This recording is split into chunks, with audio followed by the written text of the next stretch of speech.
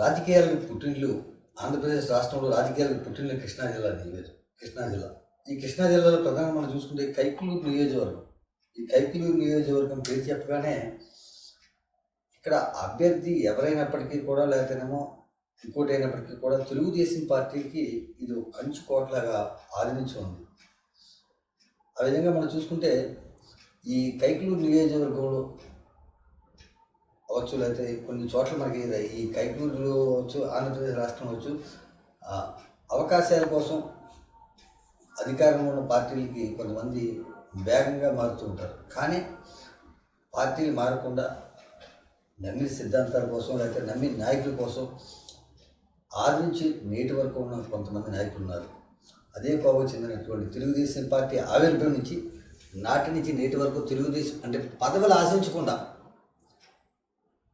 అధికార పదవులు ఏమీ ఆశించకుండా తెలుగుదేశం పార్టీకి తనకు ఎంతున్నా, తన ఏ స్థాయిలో ఉన్నా సరే తెలుగుదేశం పార్టీకి ఒక సామాన్య కార్యకర్తగా పనిచేస్తూ పార్టీ ఆవిర్భావం, పార్టీ పురోగభివృద్ధికి కృషి చేస్తున్నటువంటి కైకలూరు నియోజకవర్గం ముదినేపల్లి మండలం ములకలపల్లి గ్రామం మాజీ సర్పంచ్, అదేవిధంగా ఏలూరు పార్లమెంటరీ నియోజకవర్గ రైతు సంఘ అధికార ప్రతినిధి ములకలపల్లి సుందరరామయ్య గారితో జర్నలిస్ట్ పని ముఖాముఖి కార్యక్రమం ఈరోజు.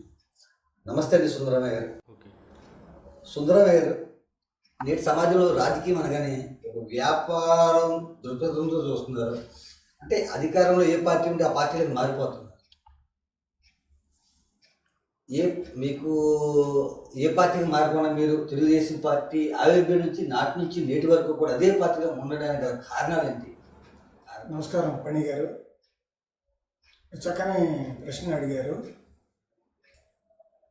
ఎన్టీ రామారావు గారు పార్టీ పెట్టిన కాడి నుంచి ఏంటంటే, అంతకుముందు గత ప్రభుత్వం కాంగ్రెస్ హయాంలో ప్రజలు విసిగిపోయారు. ఎవరు ఈ పార్టీని కొత్తగా పార్టీ ఎవరు పెడతారో దానిలో జనులంతా కూడా ఈ విసుగు చెందిన వాళ్ళు మారాలని, మార్పు కోసం ఎదురు చూసినప్పుడు రామారావు గారు పార్టీ పెట్టిన తర్వాత వాళ్ళంతా ఒక్కసారిగా జనాకర్షణ ఆయనలో ఉంది కనుక మేమంతా కూడా దానిలో భాగస్వాములమై పార్టీ కోసం ఒక కార్యకర్తలాగా అప్పటి నుంచి ఇప్పటి వరకు పార్టీ కోసం ఏ పదవులు ఆశించకుండా ఆయన చేసిన సంక్షేమ పథకాలను బట్టి ప్రజల్లో గొప్ప చైతన్యవంతం తెచ్చిన గొప్ప నాయకుడు ఎన్టీ రామారావు గారు. ఆయన మీద ఉన్న అభిమానం, ఆ ప్రజల్లో ఆయన చేసిన సంక్షేమ పథకాలు, లేకపోతే కిలో ₹2 బియ్యమే కానివ్వండి, లేకపోతే రైతు వృద్ధాప్య పెన్షనే కానివ్వండి, రైతులకి కావాల్సిన ఎన్నో రకాలైన సంక్షేమ పథకాలు చేసిన గొప్ప వ్యక్తి కనుక మేమంతా కూడా అప్పటి నుంచి ఇప్పటి వరకు మేము మహిళలకు సమాన హక్కులు కల్పించండి, మహిళలకు సమాన హక్కు, ఆస్తిలో సమాన హక్కు ఇచ్చిన గొప్ప వ్యక్తి ఎన్టీ రామారావు గారు. సమాజం అంతా కూడా దానికోసం, ఆయన సమాజం కోసం చేసిన ప్రతి కార్యక్రమంలో ఒక 9 నెలల్లోనే పార్టీ పెట్టి ఆ గొప్ప విజయం సాధించడానికి ముఖ్యమైన కారణం కనుక ప్రజలు ఆకర్షితులై చేశారు. సుందరరామయ్య గారు, పార్టీ ఆవిర్భావం నుంచి మీరు నేటి వరకు కూడా అదే తెలుగుదేశం పార్టీలో పదవులు ఆశించకుండా పనిచేస్తున్నారు. కనీసం ఇప్పుడు పార్టీలు మారడం సంగతి పక్కన పెట్టండి, కనీసం పదవులను ఆశిస్తారు. తెలుగుదేశం పార్టీ సీనియర్ నాయకులుగా ఉంటూ మీరు ఆక్వా సాగు చేసుకుంటూ, లేదా వ్యవసాయం చేసుకుంటూ మీ చేతి డబ్బుల్ని పార్టీ కోసం కూడా ఆర్థికంగా కూడా మీరు ఖర్చు చేస్తున్నారు. ఇప్పుడు ఏదైనా రూపాయి ఖర్చు చేసేటప్పుడు ₹2 లాభం ఆశిస్తున్నారు. మీరు పార్టీ పదవి కూడా ఎందుకు ఆశించట్లేదు? లేకపోతే పార్టీ అధినాయకత్వం మీకు ఇవ్వట్లేదు అంటారా? దీనికి కారణం ఏంటంటారు?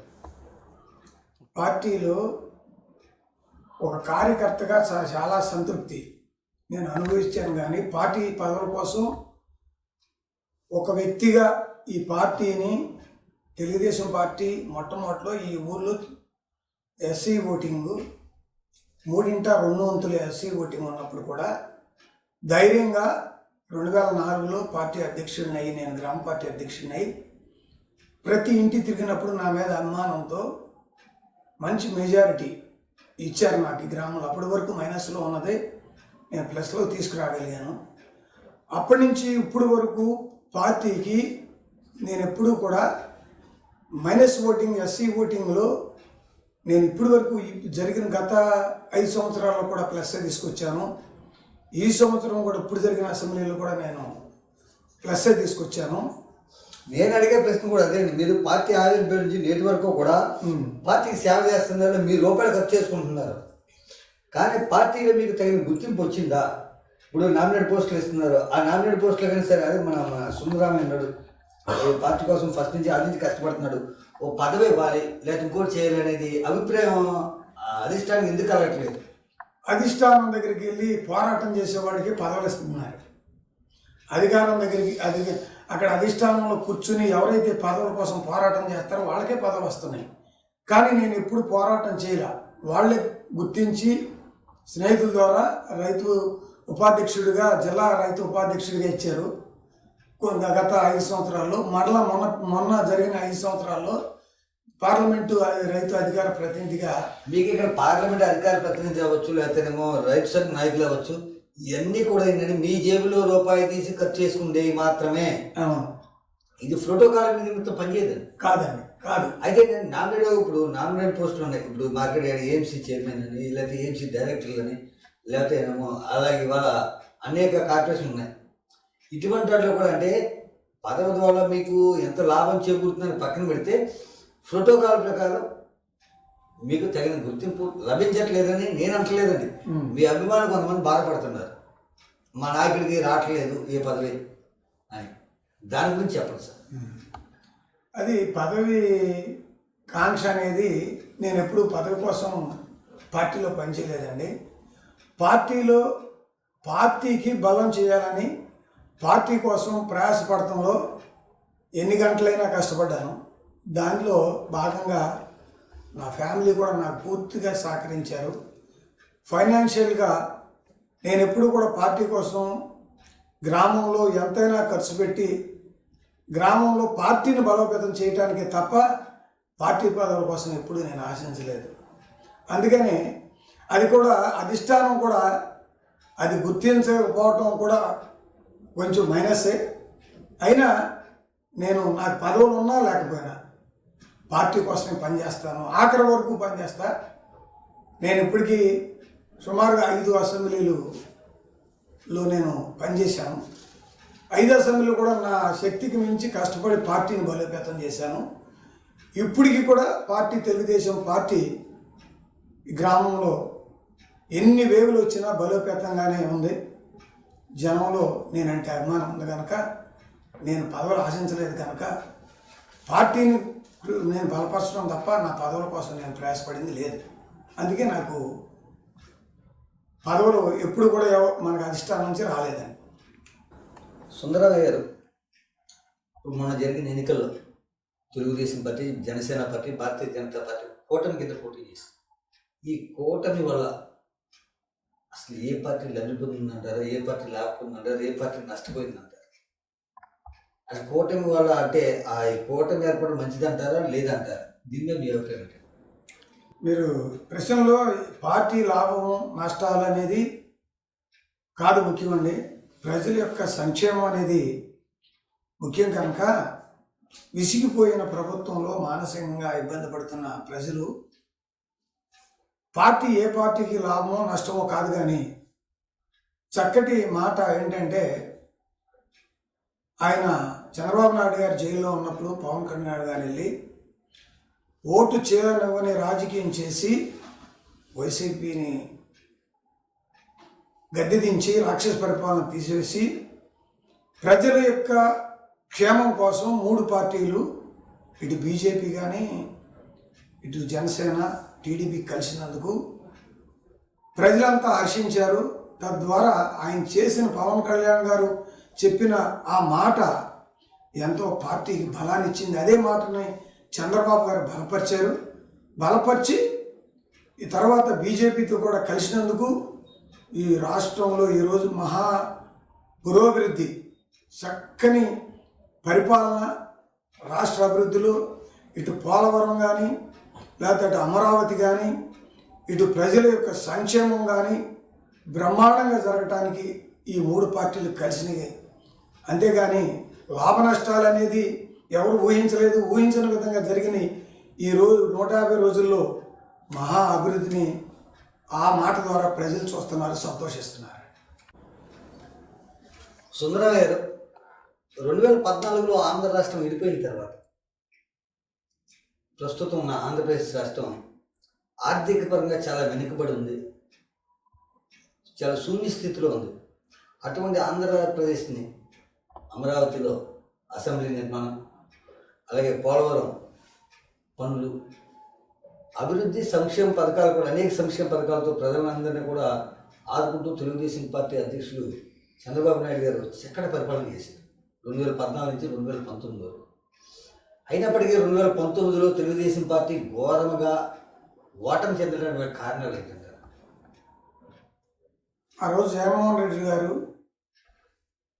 ఆయన చైతన్య యాత్ర చేస్తూ ప్రజలని ప్రతి ఒక్కరితో ఒక్క ఛాన్స్ ఇవ్వండి, ఒక్క ఛాన్స్లో నేనేదో చేస్తాను, రాష్ట్ర పురోగతిని మారుస్తానని చెప్పినప్పుడు ప్రజలు నమ్మారండి.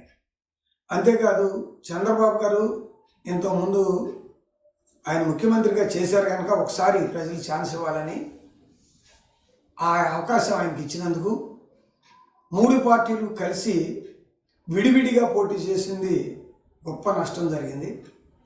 దానివల్ల ఆయనకి ఆ ఛాన్స్ ఇవ్వటం వల్ల ఇక్కడ జరిగిన ఇదేంటంటే 500 నుంచి 5000 లోపు 46 అసెంబ్లీ స్థానాలను కోల్పోయినప్పుడు అది ఊహించిన విధంగా నష్టపోయింది.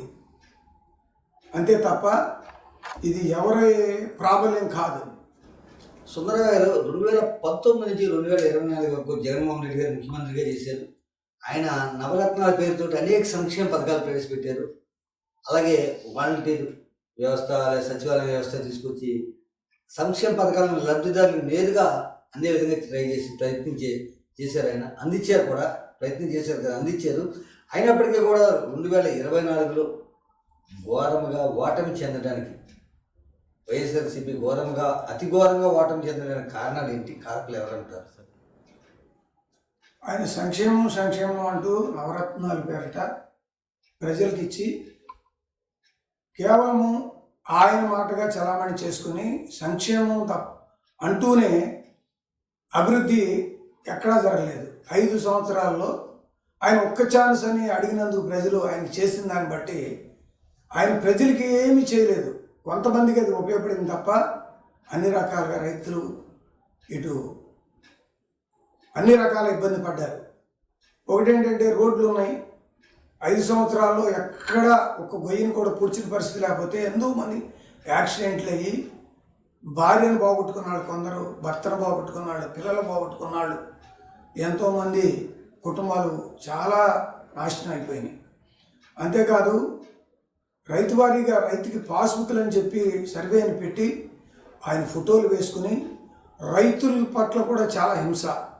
ధాన్యాన్ని ఆయన సొంతంగా ఒక పద్ధతి పెట్టి రైతులు అమ్ముకోవటానికి వీలు లేని పరిస్థితి. రైతు ధాన్యం అమ్మితే అవి ఎన్ని నెలలకు వస్తాయో తెలియని పరిస్థితి.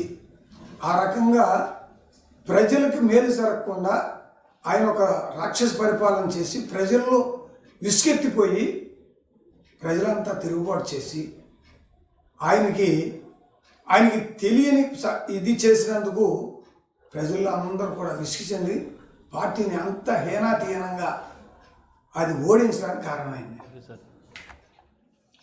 సుందరరావు గారు కైకలూరు నియోజకవర్గం జేమన్న వెంకటరావు గారు 5 సంవత్సరాలు ఎమ్మెల్యేగా చేశారు. కామినేని శ్రీనివాస్ గారు 5 సంవత్సరాలు ఎమ్మెల్యేగా చేశారు, మంత్రిగా చేశారు. దోల నాగేశ్వర గారు డిఎన్ఆర్ 5 సంవత్సరాలు ఎమ్మెల్యేగా చేశారు. వీళ్ళ ముగ్గురులో చూసుకుంటే కైకలూరు నియోజకవర్గాన్ని బాగా అభివృద్ధి చేసిన నాయకుడు ఎవరంటే మీరు ఏం చెబుతారు? జయమంగళ వెంకటరమణ గారు ప్రతిపక్షంలో ఎమ్మెల్యే అయినప్పుడు ఆయన చేయాల్సిన కృషి చేశారు. ఆయన చేయవలసింది చేసి కొంతవరకు చేయడానికి, అభివృద్ధి చేయడానికి ఆస్కారం ఉంది, కానీ చేయలేకపోయారు పూర్తిగా.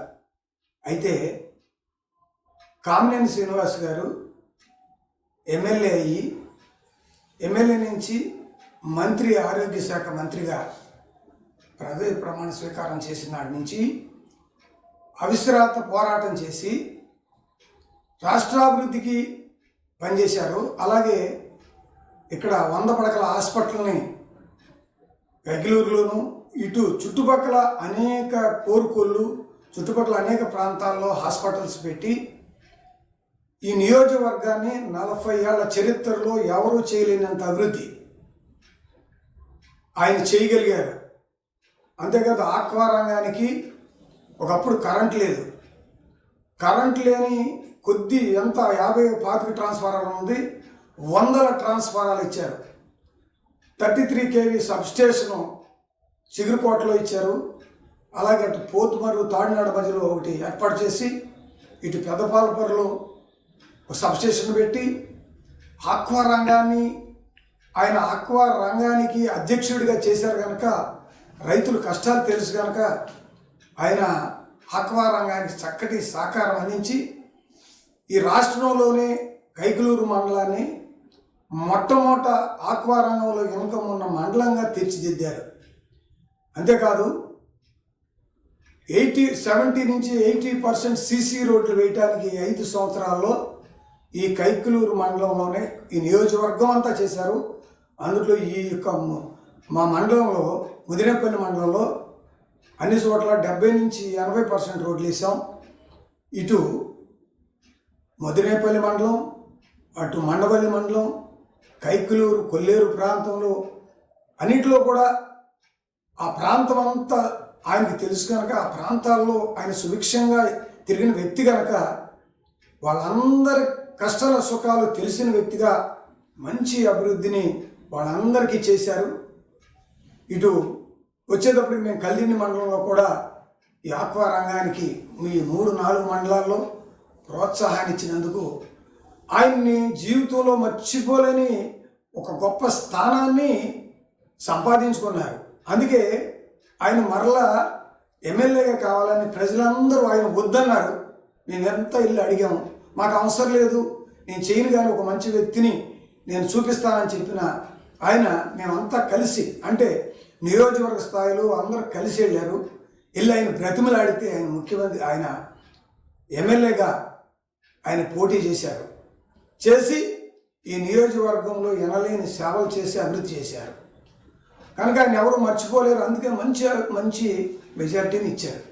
అదే పరిస్థితిలో డిఎన్ఆర్ గారు కూడా 5 సంవత్సరాలు ఆయన ఎమ్మెల్యేగా చేశారు.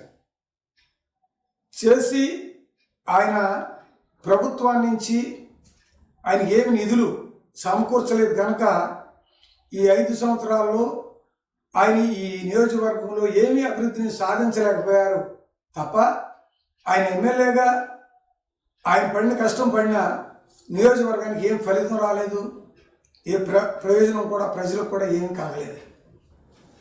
సుందరరావు గారు, మీ ప్రస్తుత ఎమ్మెల్యే ఎవరైతే ఉన్నారో భారతీయ జనతా పార్టీ ఎమ్మెల్యే కామినేని శ్రీనివాస్ గారు ప్రజలకు అందుబాటులో ఉండరు అనే ప్రచారం ఎన్నికల టైంలో ప్రచారం ఎక్కువగా జరిగింది. దీనికి కారణం ఏంటంటారు? కారణం ఎవరంటారు? నిజంగా ఆయన ప్రజలకు అందుబాటులో ఉండరంటారా?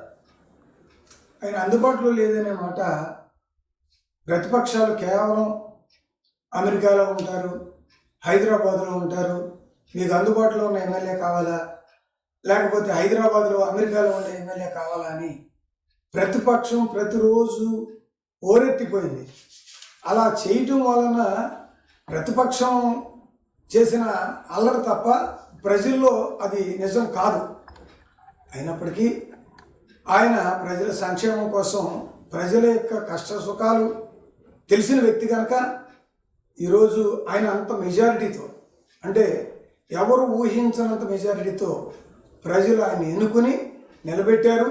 ఈరోజు కూడా, ఇప్పుడు కూడా సమయం ఇచ్చి అన్ని వర్గాలు, పేదవాడు ధనికుడు అనేది కాదు, కులాన్ని బట్టి కాదు, అన్ని కులాల వారికి ఈరోజు ఆయన కూర్చుని ప్రతి నెలలో కొన్ని రోజులు కేటాయించుకుని ప్రతి గ్రామం తిరిగి ఈరోజు చేస్తున్నారండి. అందుకే ఆయన గుర్తించి అంత మెజారిటీ ఇప్పటికీ నియోజకవర్గంలో ఎవరికి రాని మెజారిటీ చక్కని మెజారిటీ ఇచ్చి గెలిపించారు.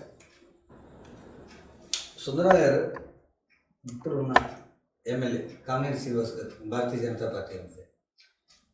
ఆయన భారతీయ జనతా పార్టీ ఎమ్మెల్యే అవ్వడం వల్ల తెలుగుదేశం జనసేన పార్టీ నాయకుల్ని కలుపుకుని ముందుకెళ్తున్నారంటారా లేదంటారా? ఆయన కూటమి అభ్యర్థిగా పోటీ చేసి ఆయన అన్ని పార్టీలు కలుపుకెళ్తున్నారు. ఆయన జనసేన లేదా బీజేపీ టీడీపీ అని కాదు, సభ్యత్వాలు చేసేటప్పుడు కూడా అన్ని పార్టీలు సభ్యత్వాల నమోదు కార్యక్రమంలో కూడా ఆయన మొన్న ఒక మాట చెప్పారు మాతో ఇక్కడ మీటింగ్లో. 50,000 బీజేపీకి చేస్తే 80,000 ఖచ్చితంగా టీడీపీకి సభ్యత్వాలు చేయాలని ఆయన మమ్మల్ని అందరూ బలపరిచారు. అంతేగాని పార్టీ పరంగా జనసేన అని కానీ లేకపోతే బీజేపీ అని కానీ టీడీపీ అని కానీ వేరు భావాలతో వేరు రకాలుగా ఆయన ఎప్పుడు మాట్లాడటం కాలేదు, అందరిని కలుపుకుని వెళ్తున్నారు. సుందరరావు గారు, మీరు తెలుగుదేశం పార్టీ ఆవిర్భావం నుంచి నాటి నుంచి నేటి వరకు తెలుగుదేశం అభిమానిగా ఉన్నారు. 2014లో కూటమి అభ్యర్థిగా భారతీయ జనతా పార్టీకి ఇచ్చారు కైకలూరు నియోజకవర్గం. తర్వాత వైఎస్ఆర్సీపీ అభ్యర్థి గెలుపొందారు. మళ్ళీ ఇప్పుడు కూటమిలో భాగంగా భారతీయ జనతా పార్టీకి ఇచ్చారు. కైకలూరు నియోజకవర్గంలో తెలుగుదేశం పార్టీకి ఇంత పట్టుండగా కూడా అంటే 10 సంవత్సరాల కాలం పాటు తెలుగుదేశం పార్టీకి ఇక్కడ అధికారం లేదు, మళ్ళీ ఇప్పుడు కూడా అధికారం లేదు. అంటే కూటమి అభ్యర్థులు ఉన్నారు. తెలుగుదేశం పార్టీ తన ప్రాబల్యాన్ని కోల్పోతుందంటారా రానున్న రోజుల్లో కైకలూరు నియోజకవర్గంలో? కాదంటారా? భారతీయ జనతా పార్టీ వైసీపీనే ఇక్కడ రాజ్యాలు లేదు, తెలుగుదేశం పార్టీకి లేదు. దీనివల్ల తెలుగుదేశం పార్టీకి నష్టం అంటారా కాదంటారా రాబోయే రోజుల్లో? 15 సంవత్సరాలు బీజేపీ పరిపాలన వారికి ఎమ్మెల్యేకి ఇచ్చిన తెలుగుదేశానికి మంచి పట్టున్న నియోజకవర్గం కైకలూరు నియోజకవర్గం. ఈ కైకలూరు నియోజకవర్గంలో ఎప్పుడైనా సరే ఒక మీటింగ్ కండక్ట్ చేయాలని 1 గంట ముందు చెప్తే 1000 మందిగా నియోజకవర్గంలో పోగయ్యే ఆ గొప్ప సత్తా గలది టీడీపీ పార్టీ. ఆ పార్టీ ఎప్పుడు కూడా పట్టు కోల్పోదు. ఇక్కడ కేవలము బీజేపీ బీజేపీకి ఇచ్చినా ఎవరు గెలిచినా టీడీపీకి మంచి బలమున్న నియోజకవర్గం అంటే కైకలూరు నియోజకవర్గం. దాంట్లో ప్రజలు ఎప్పుడు కూడా పార్టీని బలపరచడంలో వెనకంజ వేయరు. దాని మీద ఉన్న అభిమానం కోసం ఎప్పుడు కూడా తెలుగుదేశానికి కంచుకోటలాగా నిలబెట్టగల సత్తా ఈ నియోజకవర్గ ప్రజలకు ఉంది. సుందరరావు గారు ప్రస్తుతం నామినేట్ పదవులు ఇస్తున్నారు చంద్రబాబు నాయుడు గారు.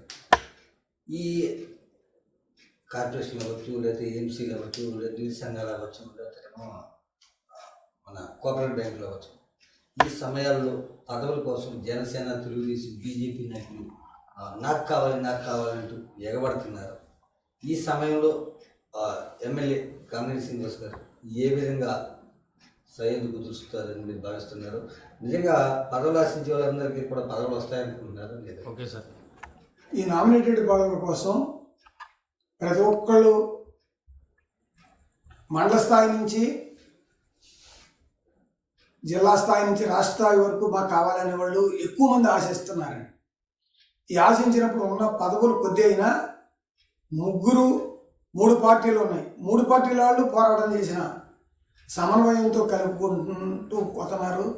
శ్రీనివాస్ గారు ఎప్పుడు ఎవరిని కాంట్రవర్సీ కలదు, మీకు కావాల్సిన న్యాయం జరుగుతుంది. ఎలా జరుగుతుంది అంటే ఈ పదవుల్లో మీ అందరికీ ఉన్న పదవుల్ని తలా కొద్ది రోజులుగా చేసేటట్లు మీ అందరూ కలిసి ఒక సమన్వయంతో పనిచేయాలి తప్పని ఆయన దీంట్లో ఎవరిని ఒక పార్టీ బీజేపీని బలపరచట్లేదు, ఇటు జనసేన అని టీడీపీని ఎవరిని కాకుండా సమన్వయంతో చాలా జాగ్రత్తగా అడుగులు వేస్తూ పార్టీని ఈ యొక్క పదవుల్ని ఎవరెవరికి ఏది ఎలా పంచాలో పంచుతున్నారు తప్ప ఆయన ఎవరిని బలపరిచి ఏ పార్టీ ఏ ఒక్క 3 పార్టీల్లో ఉన్న ఒక్క పదవిని 3 పంచుకోవాలి కనుక సమస్య జటిలం అవ్వకుండా చాలా సంతృప్తిగా నడిపిస్తున్నారు. సుందరం గారు, అసలు నాయకుడు అంటే ఎవరు? నాయకుడికి ఉండవలసిన లక్షణాలు ఏంటి ఒకసారి చెప్పండి. నాయకత్వ లక్షణాలు, ఒక నాయకుడిగా ప్రజల ఆదరణ పొందాలి, జనాకర్షణ కావాలి, ప్రజల ఆదరణ పొందాలి, కమిట్మెంట్తో పనిచేయాలి, ప్రజల సంక్షేమాన్ని కోరుకోవాలి, ప్రజా సేవకుడిగా ఉండాలి.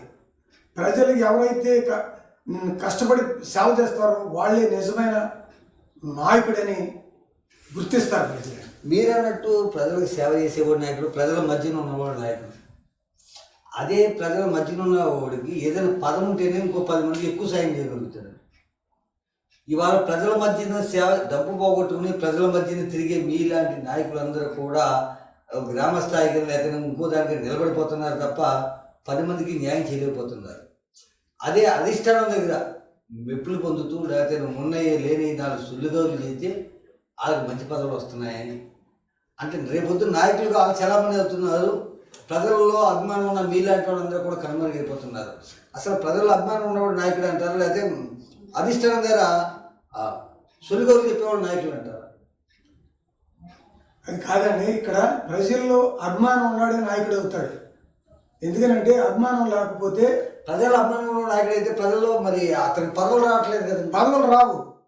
పదవుల కోసం పోరాటం చేసేవాళ్ళు కొందరైతే, ఒక వ్యక్తికి సర్టిఫికేట్ ఇప్పించాలనుకోండి, ఎంఆర్ఓకి ఫోన్ చేస్తే సార్ నేను ఫలానా పదవిలో ఉన్నాను ఫలానా అని చెబితే ఆ ఎంఆర్ఓ సర్టిఫికేట్ ఇస్తారు. ఖచ్చితంగా అంతే జరుగుతుంది. ఒకసారి మాట అండి.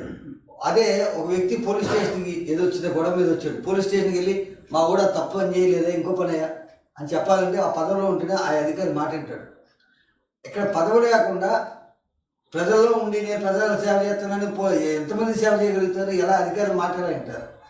అవునండి, ఖచ్చితంగా ప్రజల్లో మామూలుగా పదవి లేకపోతే మీరు అన్నట్లు అన్ని పనులు జరగవు. పోలీస్ స్టేషన్లోకి వెళ్ళినా లెక్క చేయరు, కొంతవరకే మాకు పనులు అవుతాయి. మరలా ఏ ఆఫీస్కి, ఎంఆర్ఓ దగ్గరికి వెళ్ళినా, ఎండిఓ దగ్గరికి వెళ్ళినా, లేకపోతే కలెక్టర్ ఆఫీస్కి వెళ్ళినాయి, మనం ఎస్పీ ఆఫీస్కి వెళ్ళినాయి. ఒక పదవి ఉంటే జరిగినంతగా ప్రజలకి మేలు చేయగలిగినంతగా ఖచ్చితంగా పదవి కావాలి. అంటే మీకు ఇప్పుడు అర్థమైంది కదా పాయింట్? అర్థమైందండి. అధికారం ఉన్నవాడే నాయకుడు, అంతే తప్ప ప్రజల్లో ఉన్నవాడు నాయకుడు కాదు. అధికారం పదవి రావాలంటే ఏం చేయాలండి? అధిష్టానం దగ్గర సులుగోలు చెప్పాలి. నేను ఇక్కడ 100 మందితో నేను ఇచ్చేస్తున్నానండి, నా ఊర్లో నేను విజయత తీసుకొస్తున్నానంటే నాయకత్వం కాదండి. సుందరరావు గారు, అందరూ కూడా రైతే రాజు, రైతే దేశానికి వెనుముక అంటున్నారు. అగ్గి పెట్టి తయారు చేసేవాడు కూడా దానికి ఒక రేట్ నిర్ణయిస్తున్నాడు. వాటర్ బాటిల్ ఫ్రీగా దొరికే కాలంలో దొరికే వాటర్ని కూడా ఒక సీసాల పట్టి దానికి ఒక రేట్ నిర్ణయిస్తున్నాడు.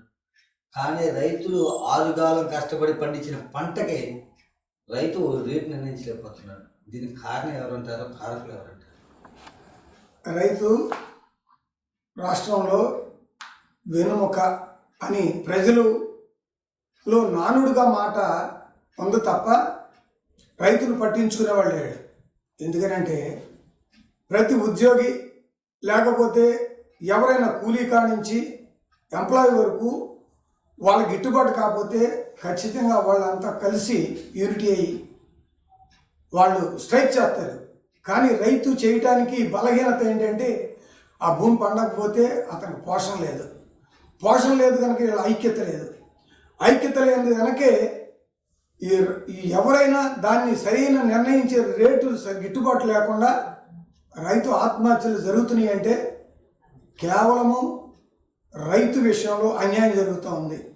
ప్రభుత్వాలు కూడా చెప్పినంతగా ఏదో చెప్తున్నారు కానీ అనుకున్నంతగా రైతు మేలు కోరి జరిగే కార్యక్రమాలు తక్కువ ఉంటున్నాయి కనుక రైతుల గురించి పట్టించుకోవట్లేదు. రైతుకి మొత్తం మీరు అడిగిన ప్రశ్నకి చెప్తున్న ఐక్యత లేదు. ఐక్యత ఖచ్చితంగా రైతుల ఐక్యత ఉంటే ఎవరికి ఆహారం దొరకదు. అప్పుడు రైతు విలువ తెలుస్తుంది. కనుక అప్పుడు రైతు రాజుగా ఉంటాడు.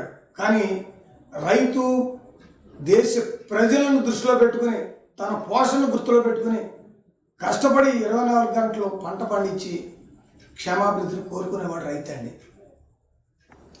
సుందరరావు గారు, నెల్లూరు జిల్లా దగ్గర మొదలెట్టు నెల్లూరు జిల్లా మొదలుపెట్టుకుని శ్రీకాకుళం జిల్లా వరకు ఇదంతా కూడా కోస్తా తీరం. ఈ కోస్తా తీరం అంతా కూడా ఈ కోస్తా అంతా కూడా ఆక్వా సాగు, చేపలు, రొయ్యలు. ఈ ఆక్వా సాగు అంతా కూడా ప్రకృతి వైపరీత్యాల మీద ఆధారపడి ఉంటారు. గట్టిగా 10 రోజులు వర్షాలు పట్టిన ప్రమాదమే, గట్టిగా 10 రోజులు ఎండలు కాసిన ప్రమాదమే, గట్టిగా చలి పుట్టిన ప్రమాదం. ఆక్సిజన్ అందక లేకపోతే ఇంకోటి ఇలా ఇబ్బందులు. ఈ ప్రకృతి వైపరీత్యాల కారణంగా ఈ ఆక్వా సాగు కొంతమంది రైతులు దెబ్బతింటారు. చిన్నవాళ్ళు అవ్వచ్చు, పెద్దవాళ్ళు అవ్వచ్చు, అంటే ఏ స్థాయికి ఆ స్థాయికి దెబ్బతిని ఉన్నారు. ఇలా దెబ్బతినకుండా ఉండాలంటే అంటే ప్రకాశం, గుంటూరు జిల్లాలో మిర్చీల కోసం రైతులు ఎండుమిర్చి కోసం కోల్డ్ స్టోరేజ్లు ఉంటాయి. ఆ విధంగా ఇక్కడ చేపల, రొయ్యల కోసం కూడా కోల్డ్ స్టోరేజ్ ఏర్పాటు చేయాలని మీరు ఎమ్మెల్యే గారిని కానీ లేదా ప్రభుత్వాన్ని కానీ అడగడానికి ఏమైనా ప్రయత్నాలు చేశారా లేదా? అయితే ప్రభుత్వాలు కూడా ఇప్పుడు దాకా అటువంటి ఆలోచనలు చేసినాయా లేదంటారా? లేదా చేస్తాయంటారా భవిష్యత్తులో అంటారా లేదంటారా? ఓకే సార్, నేను కూడా ఒక రైతు బిడ్డని, అలాగే ఆక్వాలో నేను కూడా చాలా సంవత్సరాలుగా 15-20 సంవత్సరాలుగా నేను కూడా సాగు చేస్తున్నాను. దీంట్లో మీరు అడిగినట్లుగా ప్రకృతి వైపరీత్యం వలన లేకపోతే వాతావరణంలో మార్పుల వలన ఏది జరిగిన ఆక్వా రైతుకి ఇది సమ్మర్ టైం వచ్చి వాతావరణం మారినప్పుడు కూడా చేపలు కానీ రొయ్యలు కానీ చనిపోవటం, విపరీతమైన కోట్లాది రూపాయలు నష్టపోయిన పరిస్థితులు రైతులు చూశారు. అటువంటి పరిస్థితుల్లో మేము గవర్నమెంట్ని చాలాసార్లు మేము అడిగాం, ప్రభుత్వాన్ని అడిగితే ఖచ్చితంగా కొన్ని చోట్ల కొన్ని ల్యాబ్లన్నీ పెట్టారు. కొన్ని చోట్ల కోల్డ్ స్టోరేజ్ కోసం అడిగినప్పుడు కూడా ఖచ్చితంగా జరుగుతుందని అనుకున్నాం. గత ప్రభుత్వంలో 5 సంవత్సరాలు చంద్రబాబు గారి ప్రభుత్వం అడిగాం. తర్వాత ఈ 5 సంవత్సరాల్లో వాళ్ళు పెట్టిన ల్యాబ్లు కానీ లేదా వాళ్ళు ఊహించినవి కానీ ఏది జరగలేదు. దానికి ప్రభుత్వ సహకారం కోరుకుంటున్నాం. తప్పనిసరిగా ఇక్కడ చంద్రబాబు నాయుడు గారి ప్రభుత్వమా, జగన్మోహన్ రెడ్డి గారి ప్రభుత్వం కదండి, ప్రభుత్వాలు ఏదైనా సరే అసలు ఇటువంటి ఆలోచన చేస్తున్నాయా? లేకపోతే మీలాంటి ఆక్వా రైతులు కానీ లేకపోతే ఈ రైతులందరూ కూడా ప్రభుత్వం దృష్టికి ఇటువంటి సమస్యలు తీసుకెళ్తున్నారా లేదా? ఖచ్చితంగా అందరం తీసుకెళ్తున్నామండి. తీసుకెళ్ళి చెప్పినప్పుడు ఖచ్చితంగా ప్రజలకు ఉపయోగపడేటట్టుగా అవి ల్యాబొరేటరీలు కానీ, చేపలకి పరీక్షల కోసం కానీ, పిల్లల కోసం హ్యాచరీస్ కానీ, హ్యాచరీస్లో పకడ్బందీగా మంచి జెన్యున్గా ఉండే సీడ్ కోసం ఇటు చేప పిల్లలు కానీ ఇటు రొయ్య పిల్లలు కానీ ఇవ్వాలని ప్రభుత్వం ప్రయత్నం చేస్తూ ఉంది. కానీ వాళ్ళు ప్రయత్నం చేసినట్లుగా అమలు జరగట్లేదు. ప్రయత్నం అయితే జరుగుతుంది కానీ అమలు చేయట్లేదు. అమలు అయితే జరగట్లేదు కనుక ప్రభుత్వం దృష్టి పెట్టి ఈ రొయ్య సీడ్ విషయంలో, చేపల సీడ్ విషయంలో ఖచ్చితంగా వాళ్ళు ఇచ్చేయగలిగితే, కోల్డ్ స్టోరేజీలు పెట్టగలిగితే ఇప్పుడు 100కి 30% రైతులే దాని అభివృద్ధిని చూడగలుగుతున్నారు. 70% నష్టపోతున్నారు. మళ్ళీ ఈ 30%లో 10% కొద్ది మాత్రం మెయింటెనెన్స్ అవుతుంటే ఇంకో 10 మంది కొద్దిపాటి లాభాలు తీసుకున్నారు. కొంతమంది మంచి ఫలితాలు పొందుతున్నారు. అంటే 10% నుంచి 15% వరకే దీంట్లో గ్రోత్ ఉంది. కానీ తద్మా వాళ్ళంతా కూడా 70% నష్టపోతున్నారని ప్రభుత్వం తప్పనిసరిగా గుర్తించాలి. గుర్తించి కనుక చేస్తే ఆక్వా రంగం చక్కగా ముందుకెళ్తుంది. అసలు ఈ రాష్ట్రానికి ఆక్వా రంగం కన్నా ఎక్కువ లాభం తెచ్చేది ఇంకేది లేదు. కనుక ఆంధ్రప్రదేశ్ రాష్ట్రంలో ఆక్వా సాగు వల్ల విదేశీకి మార్గదర్శనం కూడా వస్తుంది. అయినప్పటికీ కూడా ప్రభుత్వాలు ఆ ఆక్వా రైతులను పట్టించుకోవడం లేదు. ఇప్పుడు గతంలో చూసుకుంటే 20 సంవత్సరాల క్రితం 2000 సంవత్సరాల్లో చూసుకుంటే ఒక 30 కౌంట్, 40 కౌంట్ రొయ్య 500 ఉంది. 30 కౌంట్ రొయ్య 650, 700 దాకా నడిచిందని. కానీ అప్పుడు మేత బస్తా 150 నుంచి 300 రూపాయలు ఉండేది. ఈ రోజున మేత బస్తా 2500 నుంచి 2000 నుంచి 2500 దాకా ఉంది. 30 కౌంట్ రొయ్య 350 రూపాయలే ఉంది. అంటే ఇక్కడ రొయ్యి రేటు తగ్గింది, ప్లస్ ఏమో మేత రేట్లు పెరుగుతున్నాయి. అవునండి. దీని మీద మీ అభిప్రాయాలు ఏంటి? అసలు దీని మీద ప్రభుత్వం దృష్టికి మీరు తీసుకెళ్తున్నారా లేదా? దీని విషయంలో ప్రభుత్వం దృష్టికి చాలాసార్లు తీసుకెళ్ళాం. ఇది ఏం జరుగుతుందంటే ట్రేడర్స్ ఒక యూనిట్గా మారిపోయి రైతులు ఒక యూనిట్గా మారలేకపోతున్నారు. వాళ్ళు నిర్ణయించిన ధర మీద ప్రభుత్వం దాని మీద చర్యలు తీసుకోలేకపోతా ఉంది. ఆ చర్యలు తీసుకోలేకపోవడంలో రైతు విపరీతమైన నష్టాన్ని అనుభవిస్తున్నాడు. కానీ ప్రభుత్వం దీని మీద ఎప్పుడైతే ఈ ఆక్వా రంగం మీద వాళ్ళు దృష్టి పెడితే ఖచ్చితంగా ఈ ఆక్వా సంబంధించిన ఈ ప్రొడక్షన్లో ఈ రాష్ట్రానికి మొట్టమొదటి స్థానంలో ఇన్కమ్ వచ్చే ఆక్వా రంగాన్ని ఇవాళ నష్టపోతుందంటే ప్రభుత్వాలు సరైన బాధ్యత తీసుకోగలిగినప్పుడు మంచి అభివృద్ధిని ఈ రాష్ట్రంలో మొట్టమొదటి ఆదాయం వచ్చేది ఆక్వా రంగం అని ప్రజలు నిరూపిస్తానికి సిద్ధంగా ఉన్నారు. సుందరరావు గారు, మీరు ఈ మొలకలపల్లి గ్రామానికి సర్పంచ్గా పనిచేశారు. ఈ గ్రామం సర్పంచ్గా మీరు పనిచేసినప్పుడు అదేవిధంగా రైట్స్ నాయకులుగా కూడా ఉన్నారు. గ్రామ సర్పంచ్గా పనిచేసినప్పుడు ఈ గ్రామంకి మీరు ఏం చేశారు? గ్రామంలో చేసిన మీరు అభివృద్ధి పనులు ఏంటి సార్ మాకు తెలియపరచండి. అలాగే రైతుల కోసం మీరు ఏం చేశారు అనేది కూడా మాకు తెలియపరచండి. మీరు సర్పంచ్గా ఉన్న 5 సంవత్సరాలు గ్రామం కోసం మీరు ఏం చేశారు? Okay sir. నేను సర్పంచ్గా గెలిచింది కాంగ్రెస్ ప్రభుత్వంలో. నేను సర్పంచ్గా గెలిచినప్పుడు మాకేమీ నిధులు రావడానికి అవకాశం లేదు కనుక గ్రామానికి అభివృద్ధి చేయాలంటే మాకు అవకాశం లేదు. అయితే ప్రజల అభిమానంతో నేను చేయవలసింది గ్రామ ప్రజలకు కావాల్సిన ఏ సమస్య వచ్చినా పరిష్కారం చేయడంలో నా వంతు నేను కృషి చేశాను. అంతేకాదు ఈ గ్రామానికి పారిశుద్ధ్యం విషయంలో 100% లెట్రిన్స్ ప్రతి ఇంటికి తిరిగి శానిటేషన్ విషయంలో ఇంటింటికి మేము టాయిలెట్లు కట్టించి రాష్ట్రపతి చేతి మీదుగా నిర్మల్ పురస్కార్ అవార్డు తీసుకున్నాను. నేను స్టేట్లో కూడా శుభ్రతలో స్టేట్ అవార్డు కలెక్టర్ గారి చేతుల మీదుగా మేము అవార్డు అంటే స్టేట్ అవార్డు తీసుకున్నాను, సెంట్రల్ అవార్డు కూడా తీసుకున్నాను. తీసుకుని ఆ యొక్క మంచినీళ్ళ చెరువు ఒకటి అప్పట్లో మేము ప్రయత్నం చేసి దాన్ని తవ్వించి దానికి కావాల్సిన వనరులు సమకూర్చాను. రైతులు సంక్షేమం కోసం నిరంతరం పోరాటం చేసి కాలువలు తవ్వటంలో కానీ లేకపోతే రైతులకు కావాల్సిన ఉపయోగపడే ప్రతి పనిలో నా వంతు సహకారం అందించాను.